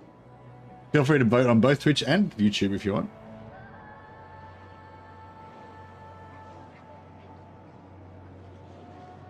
Paris has more tools to set up, and ultimately Confederate and Changeling would give him the most potential. Yeah, that's true. And we can potentially, like, teleport.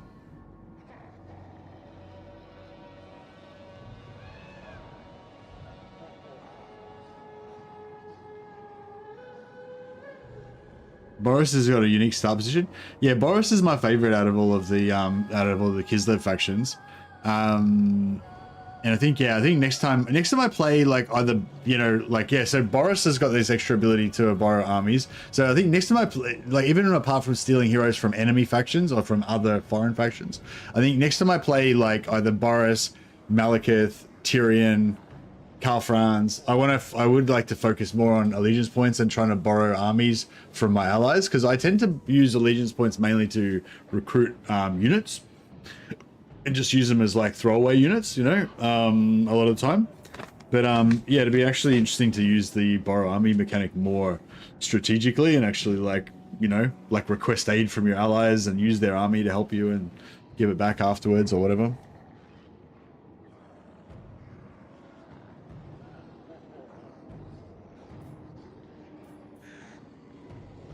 There's a vote going.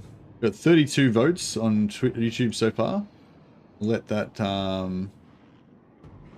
keep going for a bit longer. Vote's still up, the poll's still up on Twitch as well.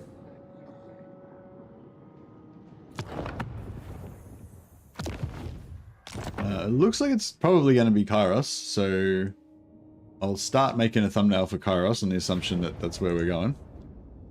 Karl Franz is up with 29. Oh man, Karl Franz is coming in strong. See, I feel like this is always how it goes. Like in the early part of a poll, it's always like the more like interesting or like off the beaten path option. But then the longer that a poll runs, the closer it gets towards being Karl Franz. It's like, you know, the length of the poll running is the length of the poll running is proportional to the amount of Karl Franz votes that we will get.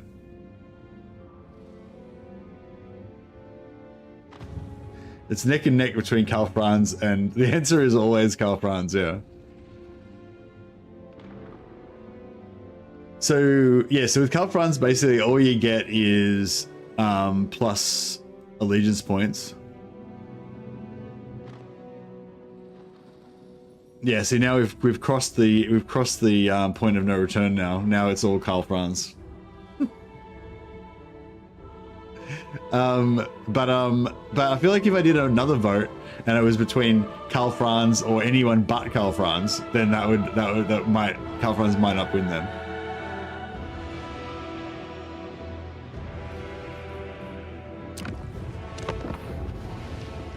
Boris Ursus is coming in pretty strong as well on 24%.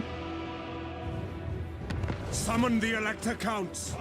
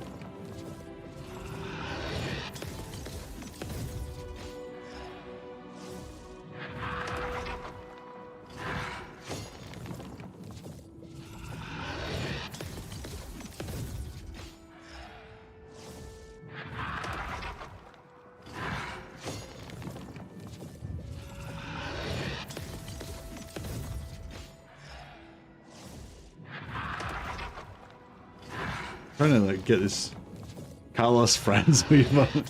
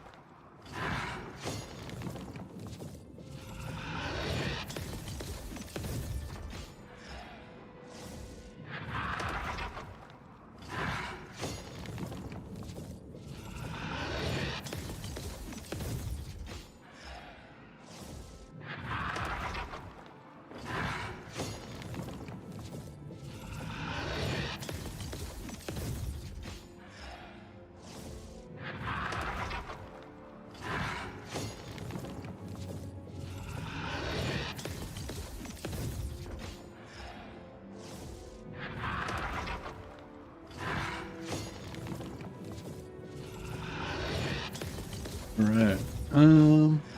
Yeah, let me just alright, let the poll run for another minute or so. And then get onto it.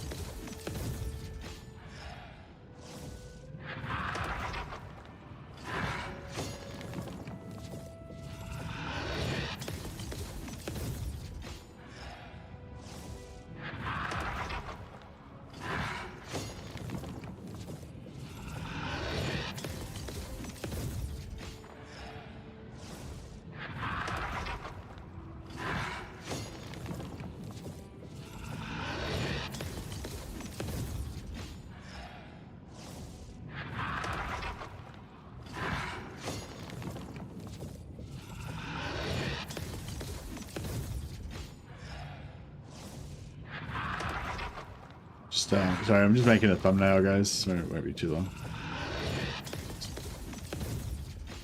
Okay, it's kind of whatever.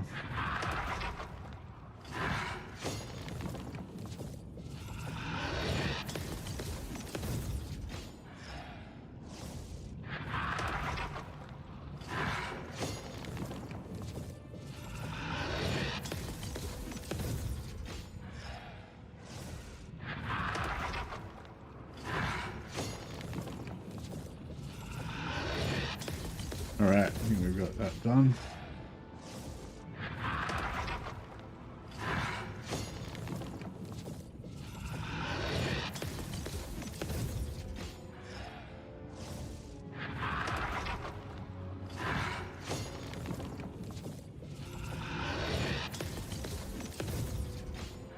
Calfrans is coming back. 32% Kairos, 30% Calfrans on YouTube. How's the Twitch poll going?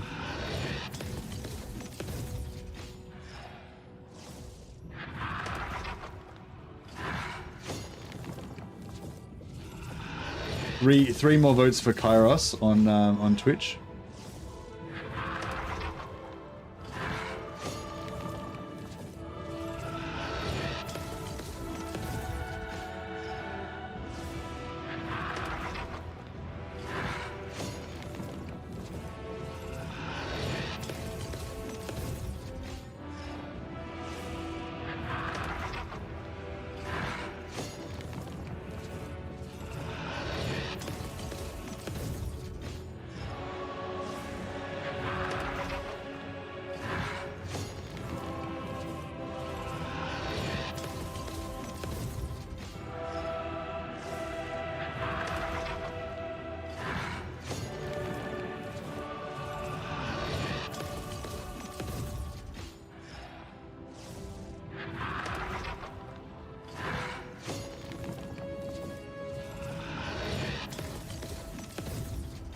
Sorry about the annoying intro playing over and over again. I'll stop it in a second.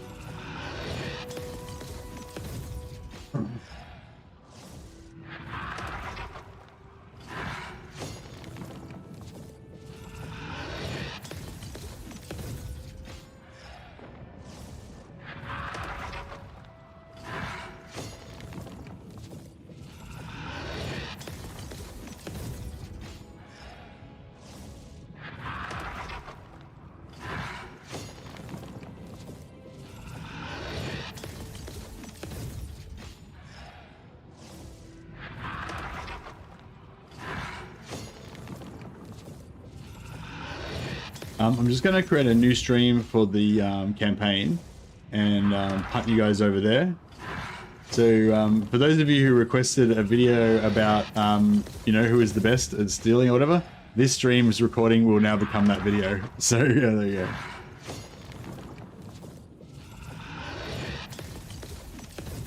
go. All right. Kairos narrowly won 30% of the vote. Cal Franz got pushed out. All right, so we'll I'll punt you guys over to a new stream, and then we'll start this campaign.